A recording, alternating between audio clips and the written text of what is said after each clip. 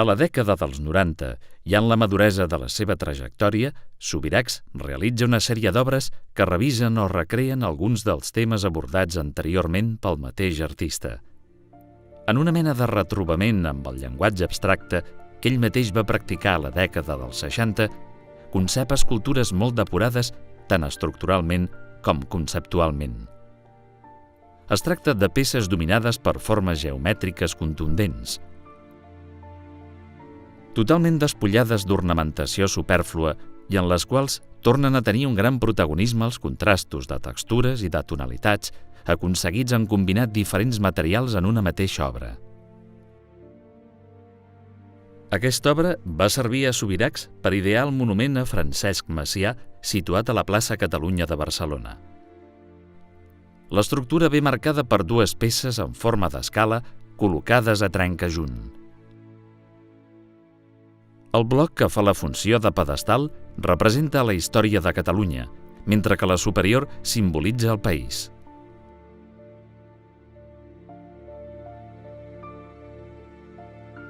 Per simbolitzar la idea de la unió d'Orient i Occident a la ciutat sud-coreana de Seül, Subirachs va esculpir un monòlit de granit amb la cinta de Mòbius com a protagonista.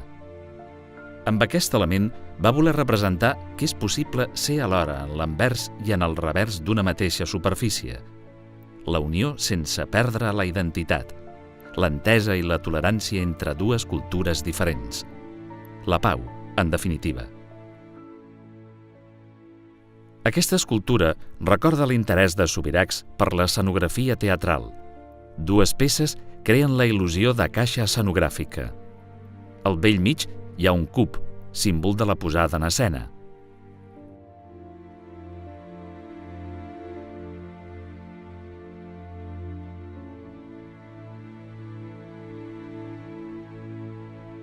A l'obra titulada Dosser, el cub simbolitza l'individu. Al seu torn, el pedestal funciona com a metàfora de la història. El missatge que es desprèn d'aquests dos elements és que l'home adquireix la seva identitat si té en compte el llegat de les generacions que l'han precedit.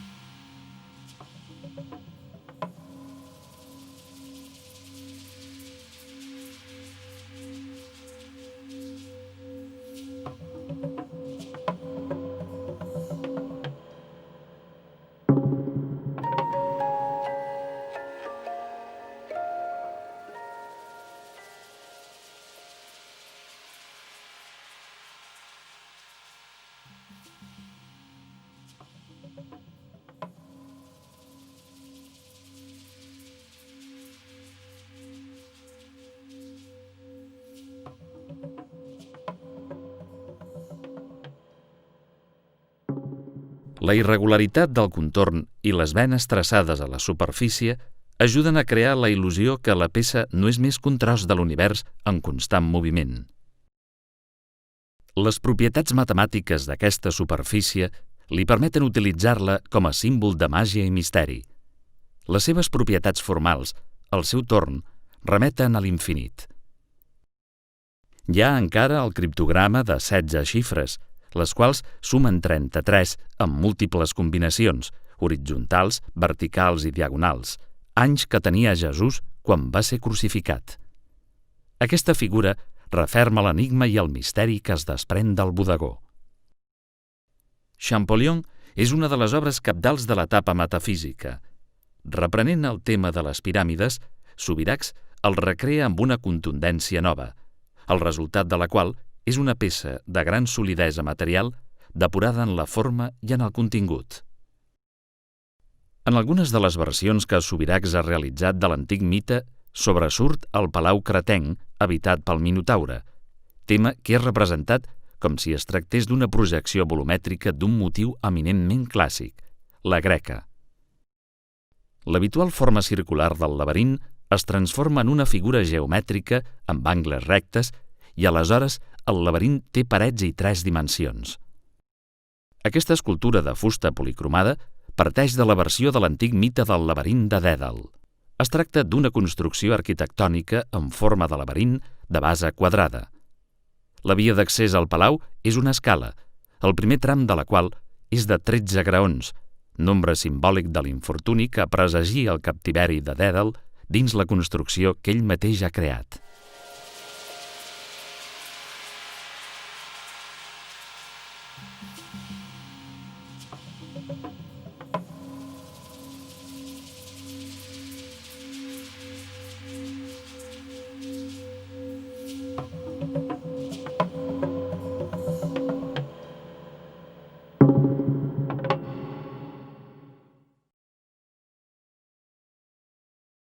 Les esferes, element molt freqüent en l'obra de Subirachs, tenen en aquesta peça el màxim protagonisme.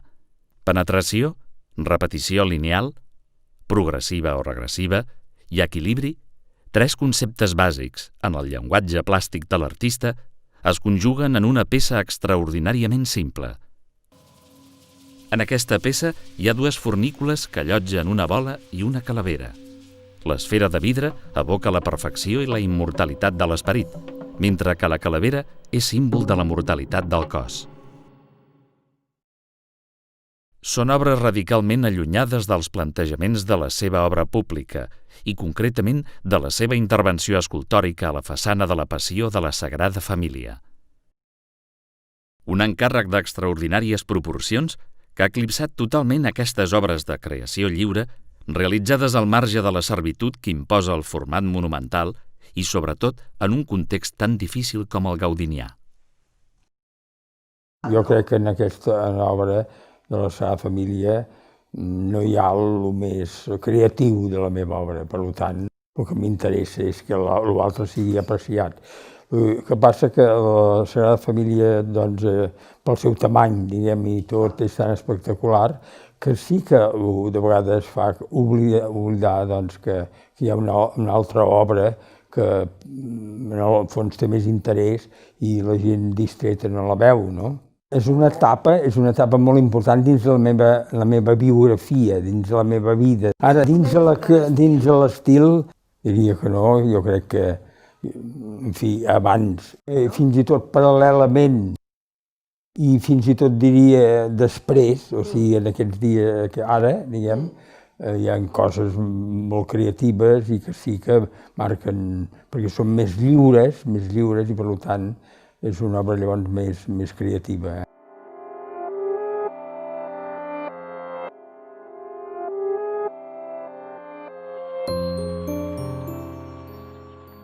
Aquesta obra de fusta policromada és construïda amb dues peces. L'horitzontal simbolitza la història, és a dir, allò que cada home ha aportat per a la construcció de la humanitat.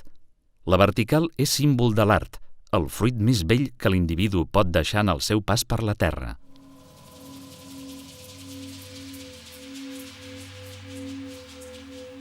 Cada un dels murs de fusta policromada, col·locats sobre una base del mateix material, simbolitza un dels 3 mil·lennis de l'era cristiana. Revisió escultòrica de l'escala de l'enteniment lul·liana. Cada un dels 8 graons simbolitza una de les creacions: pedra, flama, planta, bèstia, home, cel, àngels, Déu. Les 3 primeres pertanyen al món material, mentre que les 3 darreres formen part del món intel·lectual. L'home participa de tots dos mons, dualitat que el fa viciós i virtuós a la vegada. La seva tria el rebaixarà als graons inferiors o l'acostarà als superiors.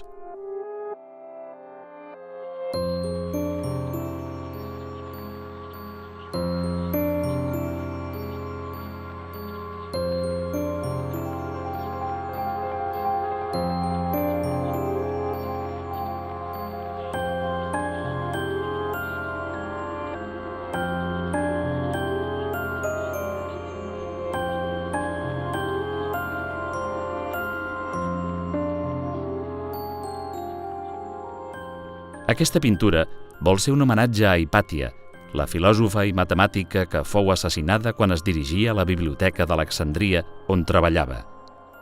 L'escala és de la històrica biblioteca i a la vegada metàfora de la saviesa i el coneixement. El drapejat, objecte extret del bust que Bernini va fer de Lluís XIV, és símbol del personatge martiritzat.